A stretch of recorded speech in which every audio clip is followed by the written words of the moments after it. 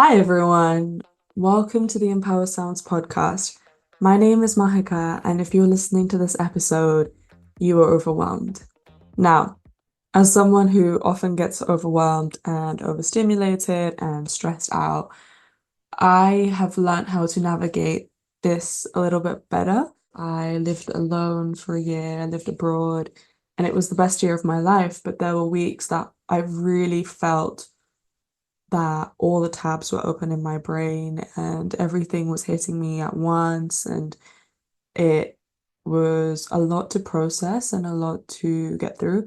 And I think I found some strategies that have really helped me get through these difficult periods. And overwhelming periods can be extremely fun because you can be overwhelmed with lots of amazing things in your life, but they can also be really hectic. So if this is something that you face, you're not alone, first of all.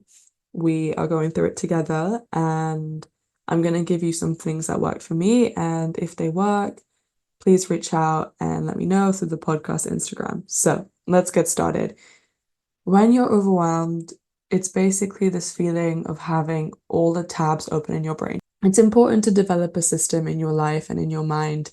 So you can do this in multiple ways. What I have done in the past is I've made mind maps. So I have this notebook that I every time write down like things that are overwhelming me, and I make a map because that's just how my brain works. Rather than a list, I think with a map, it just I can section them off into different areas. So write everything down from the tasks that you have to do to the chores, to the errands, to the commitments, social commitments, to anything that's on your mind. Just do a brain dump.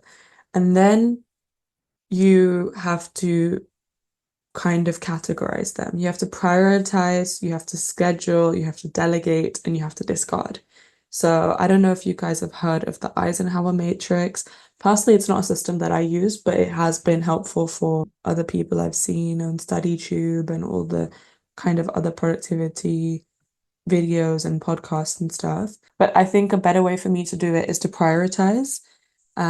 So I tend to look at my tasks as which ones are the most immediate, which ones have the most imminent deadlines, and then which ones are stopping me from doing other things. Because sometimes you have like bigger tasks, and once you've done the bigger tasks, you can do the other smaller tasks, or a smaller task that leads to a bigger task. So just once you write down everything in your mind map, put like numbers against it and decide what am I going to do now? And then all the things that you're not going to do now, schedule it so it's like not taking up space and weight in your mind. So I love using the app Todoist to do this. I have my to-do list every single day. And then if there's something in my brain, I can put it and I can schedule it for either tomorrow, next week, next weekend. And there's just a general bit for general tasks as well. If there's something that needs to be done and you can't do it and you can't do it now, you can delegate. Now, you can get someone in your life to do it for you, but often I've been finding that AI is a great way to delegate as well. Simple administrative tasks like writing emails that I would have spent ages doing. And then you have discard. Just sometimes you're going to be in a season of your life where you can't do everything that you want to, and that's okay. And there will be other seasons where you'll have more space and more time to do other things. And discard doesn't mean delete and permanently, it can just mean revisit at a later time. Now, we've spoken about kind of working with these tabs. I think it's important to ask yourself, what type of overwhelm are you facing? Are you facing having too many things in your life that are depleting your energy? So, lots of stressful things that are making you feel tired and overwhelmed. Or do you just have too many things in general? Or is there lots of pressure on doing all the things that you're trying to do? Is it all of the above? I think identifying what kind of overwhelm you're dealing with is also super, super helpful. If you are dealing with something that is to do with too many things, I think doing the scheduling and prioritizing thing that I just mentioned is really helpful. If you're dealing with the kind of overwhelm where people or circumstances or situations are depleting your energy and stopping you from being able to do tasks, which is overwhelming you because you're not feeling like you can get stuff done, I think it's time to take inventory on energy vampires. Take down a list of things, of relationships, of habits that make you feel drained. And they don't have to be good or bad. This is not about villainizing anyone or anything. It's just some things require more energy than others. And if you don't have the budget for it in a specific moment, that doesn't make you a bad person. You just have to be able to do what you can afford, not just physically, but also energetically. And one thing that really, really helped me with this is I used to be the kind of person that really overcommitted myself to everything, whether that be social commitments, academic, work, life commitments, trying to learn every new hobby and skill that one can do. And I found it quite tiring. And what would happen was I would kind of go full steam ahead, and then I would inevitably ultimately get to a point where I couldn't do what I was wanting to do. And so I would just get really tired and I would just lie at home on the sofa for a few days and not do anything apart from veg out and watch Netflix. And there's nothing wrong with that. I think it's important. But I was putting my body in like a flight, fight, and freeze state. And that was not very healthy. So I started doing this thing a couple of years ago called No Plan Mondays. Now, for the introverts listening, this is not going to be a difficult thing for you, but I find myself liking being surrounded by people. And I think I've got more used to having my own company in recent years because, like I said, I lived alone. But when I first went to university, I found this quite difficult. And I implemented this thing called No Plan Mondays, where I basically didn't have any lectures on Mondays for one of my semesters. And I decided that that would be my day to not meet anyone else, just to take time for myself to do all of the things that I want to do in terms of self-care, but also everything that I've been procrastinating, getting all of my stuff done, my meal prep, like if I want to do meditation, if I want to go on a long walk, if I want to take some time, because I found that doing it on the weekend makes it difficult because weekend is often time for friends and family because it's when people don't have work or jobs. So just carving out whatever time works for you and making some time to let your brain kind of chill out and not be fed external stimulus so that you can process everything that you've got going on in your life.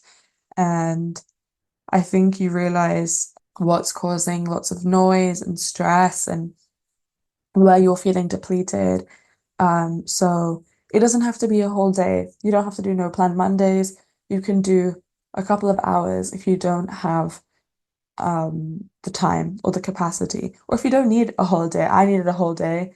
And once I kind of got into the habit of making time and scheduling in time to just come back and give myself a bit of quiet and a bit of like taking things slowly, because I think also if you live in a big city, like I live in London, I lived in Madrid, big capital cities, the pace of life is really fast.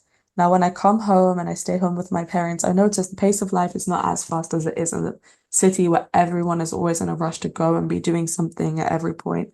So if you are in this environment where everyone's constantly running, and going somewhere, I think it's really nice to take some time out and just relax. And I think we sometimes feel overwhelmed also, not just because we don't have time for relaxing, but because we feel guilty for relaxing because there's this narrative of rest is not productive and you should be doing something more productive with your time. And rest is seen as you'll rest when you're dead or rest when you're retired or whatever the mentality is. And I think working through my relationship with rest has made me realize that rest is productive because if you don't rest, you're not going to be able to work hard and work well and efficiently. And there's a different type of rest is not just taking naps and sleeping. There's different types of rest. And I'm going to do a different episode on the 7 types of rest and how you can feel more energized if you're constantly feeling tired, because there was a year of my life where I don't understand why. I mean, I do now with retrospect, but I didn't understand at the time why I would wake up every single day tired, why I would go through every single day with no energy, no motivation. Um, and yet I was still doing so many things and I was still sleeping the right amount of time. So it's really important to make time for rest and to acknowledge that rest is really important and it's productive and make some time, do a no plan Monday. And if you are someone that is on the other extreme and you want to really kind of make more time for yourself, you can choose a day that's more kind of socially inclined, like Friday or Saturday, or if you have a full-time job, again, taking a day of the weekend, or it doesn't even have to be a day, like waking up a bit earlier so you have some time for yourself, or in the evening so you have some time for yourself before you go to bed. And scheduling that in, making a weekly commitment to showing up to recharge your battery socially, physically, emotionally, spiritually, in whatever ways you need to do it. Think of yourself as someone that has not just a physical monetary budget in the way that we plan our expenses and how we're going to manage that, but someone who has an energy budget of how much time you can dedicate to certain things, whether that be your job, your studies, certain relationships, certain hobbies. Um, and you have to allocate that energy budget properly because if you don't have the energy to do things that really fulfill you and make you happy. And so I think it's a whole different way of looking at energy as this resource and time as this resource as well. I also think making time to have silence. So if you're doing this no plan Monday or no plan Friday or no plan hour in your life, thinking about how you're going to spend it. I've always been not just someone who likes to create content, but consume it in its forms. And growing up, I was always the person that would have something on in the background at any time. I was always listening to music. I was always listening to podcasts. I was always watching YouTube videos. I was always watching shows on Netflix or speaking to someone. If I was washing the dishes, I would be listening to music or a podcast or the radio. If I was in the car, we'd be listening to something in that realm as well.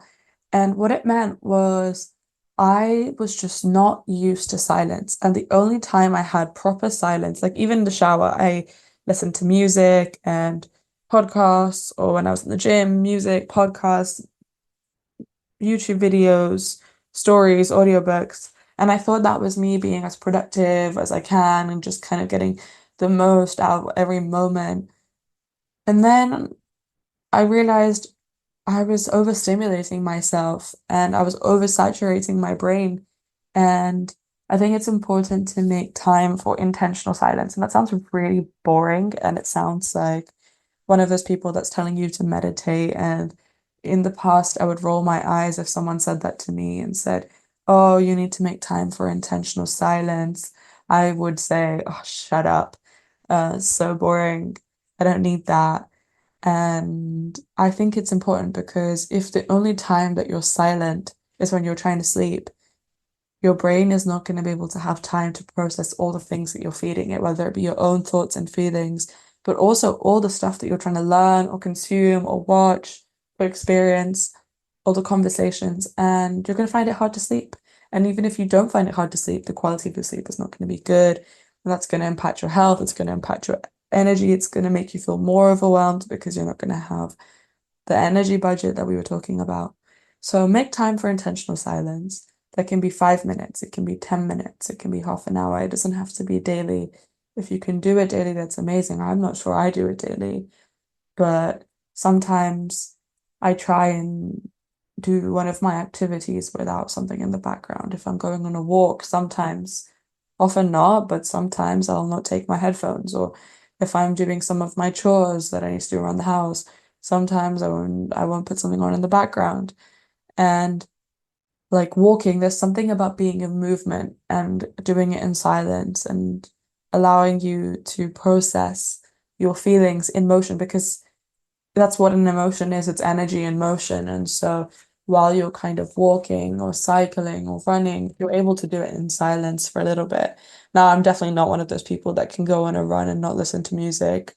I have a lot of respect for those people who can, but just kind of making time. And also, again, reminding yourself that you don't have to constantly be available and respond immediately. I think obviously this is a luxury and with work, sometimes you do have to respond immediately, but there's times in your day that you don't. And I like to put my phone on do not disturb mode now in the mornings and in the evenings because I think I have this tendency to view doing my messages as productive and kind of I don't know if you've ever played the whack-and-mole game at a carnival, but like every time like the mole comes out of one of the little holes, like whacking it with the hammer. And I felt that with all the emails and messages that I would get through, and I would constantly be in a state of responding, and it would make me feel overwhelmed because as soon as you respond to one thing, the new thing pops up, and it's just a continuous cycle, and that's life. And it's a blessing to be connected and communicating and always have things to do and people to speak to, but at the same time, it can be really overstimulating. So knowing that you don't have to respond immediately and communicating that to people with love and saying like, hey, it's nothing personal. I will respond to you shortly. And kind of knowing like it's okay, it's fine, not feeling guilt about that. Anyways, these are some generic tips that I found that helped me. Um, and I'm sure these are pieces of advice that you've heard throughout, I don't know, growing up, because it's quite common advice. So I'm going to give you something that's a little bit more tailored. I found this podcast episode and I'm going to link it down below for anyone that speaks Spanish and isn't interested. And it was talking about this thing called antidotes por el alma. So what that means is basically antidotes for the soul. So often when we're overwhelmed, it's because we feel a series of negative emotions. It can be anxiety, it can be stress, it can be fatigue, it can be um jealousy, it can be all of those things at once. And it's just overwhelming to have those emotional responses on top of all of the things that you need to do. And so what this podcast talked about, which I thought was a really cool idea, and I've kind of remodeled it and repurposed it to make it my own, is identifying those feelings that make you feel overwhelmed, and then just taking some time to journal out how you specifically can feel better about those feelings. So know yourself and know what little cures do you have, what little antidotes do you have for these feelings that come up, and how can you kind of adapt them and mitigate them as they come up so you don't feel as overwhelmed. So when you feel something and you feel kind of there's a lot going on, you can deal with all of the tasks rather than getting into this whole emotional place. A good way of identifying how to do this is getting your journal out and thinking, what emotions do I feel when I feel overwhelmed? What comes up for me when I'm feeling really emotional and I've got a lot going on? So in my case, I'm going to give you some examples of what comes up for me and what I've kind of written as my antidotes and how I'm going to remind myself, like, okay, like it's like physical, it's the same thing as if you feel sick. If you have cramps, I have cramps, I'm going to take a paracetamol, or if I have a cold, and I have hay fever, I can take an antihistamine. It's the same thing. So when I write down when I feel overwhelmed, I feel fatigued, and I love taking a nap when I feel fatigued. I love a 20-minute nap. So I listened to this other podcast, which I will also link down below, about sleep science with the Diary of the CEO, brilliant podcast. And it was talking about the best way to nap and how sometimes when we nap, we like wake ourselves in the middle of a sleep cycle and it makes us feel more tired and groggy. So the best way to nap is to either take a 20-minute nap or a 90-minute nap. Now, if you're overwhelmed, I don't think a 90-minute nap is the right thing to do because it sounds like you have a lot going on in your life and carving out 90 minutes to take a nap, it just maybe might be a luxury that you don't have. 20 minutes, however, is a lot more doable. And I found that it sounds like, oh, 20-minute nap, I can't do that. I'm only going to fall asleep. Like when it hits 20 minutes, it takes me more than that to fall asleep. But if you tell your brain, okay, we're taking 20 minutes to like just switch off, you don't even have to fall asleep. If you just give yourself that space, again, silence, to lie down, process, close your eyes, it really feels like, when your phone isn't working and you just restart it in hope that it will refresh and it will work. It feels the same way. So that's my kind of fatigue antidote. And I have procrastination. So I think when I get overwhelmed, I tend to self-sabotage and I procrastinate further the tasks that are making me feel overwhelmed, which makes me feel more overwhelmed, and it becomes this whole vicious cycle. And I think part of that procrastination comes from this fear of not doing the task well or feeling like it takes too much energy. So, what really helps me is romanticizing it and making it aesthetic, I guess. And so, for example, if I have an essay that I've been procrastinating, I tell myself, okay, like we're gonna wear a nice outfit, we're gonna go to the library, we're gonna try and make a thing out of it, or go to a cute coffee shop and make it fun. And also remind yourself that you're not aiming for perfection, you're just aiming for good because it's so much easier to change good into better than starting from zero and making it 100%. Like it's better to start at a baseline and tweak and edit rather than try and make something perfect from the get-go. At least that's my experience. So I used to find it so, so hard to do my work at university because I would be like, oh, I can't start. Like, I haven't done enough reading. I don't know what I'm going to do. And I'm still guilty of this. I've still been procrastinating doing my dissertation stuff for like a month now. But I remind myself that it's fine. I just have to get started and then I can get good. Um, and I can edit it and I can improve it. And so that's how I deal with procrastination. With anxiety and overwhelm are two things that go hand in hand. And I think with anxiety, it's important to remember that a lot of these emotions, they have the psychological thing, but they're also very physiological and they're felt in the body. And especially with anxiety is something that I have struggled with for a long time. Um, it has kind of been a bit of a shadow in my life for many years. And the older I grow, the better I've become at dealing with anxiety. And I've reminded myself that when I feel anxiety, it's in my body and not just my brain. And so I've been starting to do different things like breathing exercises to try and remind my body that, like, I'm fine, everything's okay. And there's also this thing that I've been doing called EFT tapping, which is really cool. You have different acupressure points in your body, and so if you just tap them, you're stimulating your vagus nerve and reminding your body that like you're okay and you're shifting from a flight and fight state to the rest and digest state, which is really cool. And I think you have like the physiological ways of doing that. You can dance, so I love dancing. Um, and I think also surrounding yourself with people is really nice. However, caveat of this is that I think anxiety can be a little bit infectious. So if you are surrounding yourself with people, I think when you're feeling really, really anxious, it's not helpful to surround yourself with someone who's also feeling really, really anxious. Because yes, at the same time, you can like kind of be in it together. But if you're reinforcing and multiplying each other's anxiety, that's not the most helpful. So at least that's my personal experience. Again, the thing with this is knowing yourself well enough. And like I said earlier, taking this time, taking moments of silence to get to know yourself. So you know, like, what are your personal antidotes, quote unquote, like how do you deal with fatigue? How do you deal with procrastination? What is the best way for you to deal with anxiety? So the next emotion I get when I get overwhelmed is sad. And I found that sadness um is again something I feel very physiologically, like I can feel the sadness in my body.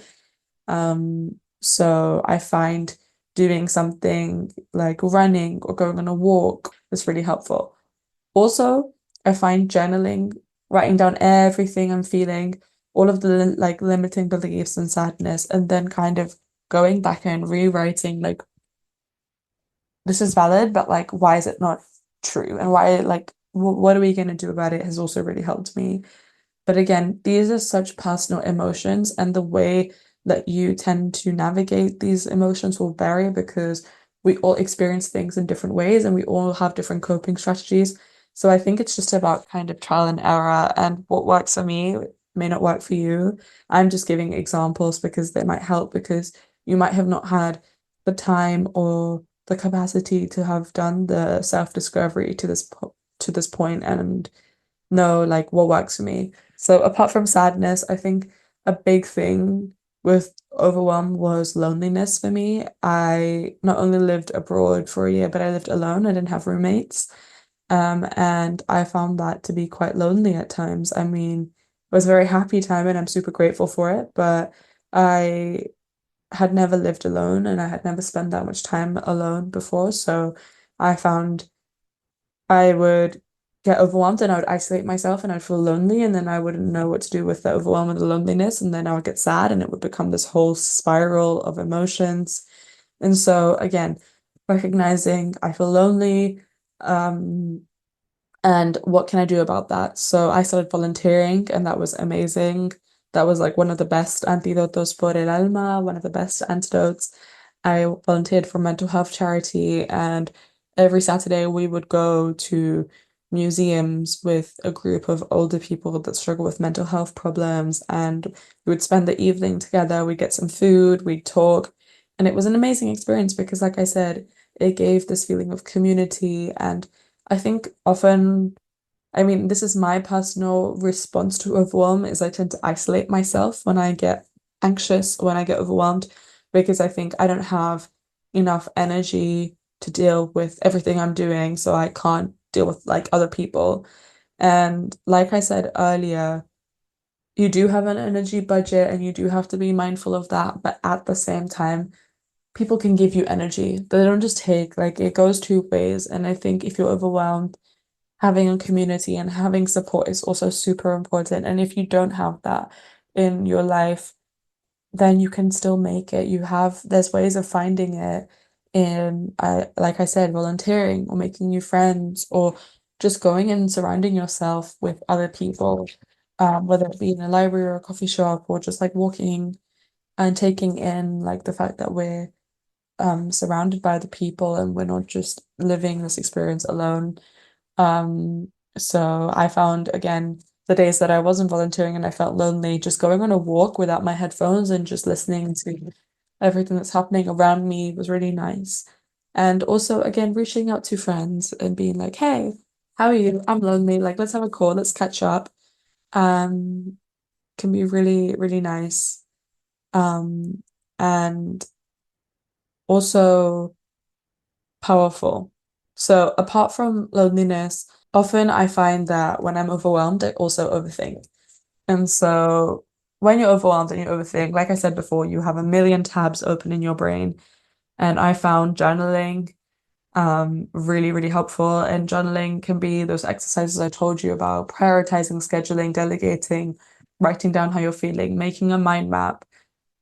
Also, sometimes you can't plan and think your way out of overthinking.